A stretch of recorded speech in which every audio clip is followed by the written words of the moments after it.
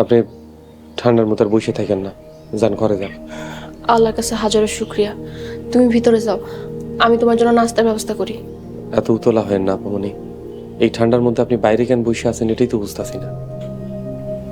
সেদিন মনে নেই তোমার ঘরের মধ্যে ছিলাম দেখে রাগ করলে, এর জন্য আজকে বাইরে বসেছিলাম।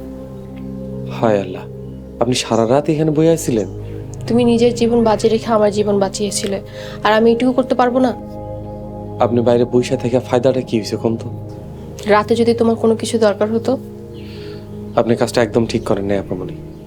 অবুজের মতো কাজ আপনারে মানায় না। আপনি ছোট বাচ্চা না, আপনি এই ইউনিয়নের চেয়ারম্যান। সাহেব, নিজের ঘরে যাচ্ছ? হ্যাঁ, ফজরের নামাজ কাজা হয়ে গেছে। আসি আপামনি, আসসালামু আলাইকুম। সাহেব, আমাকে আর আপামনি না ডাকলে খুশি হব।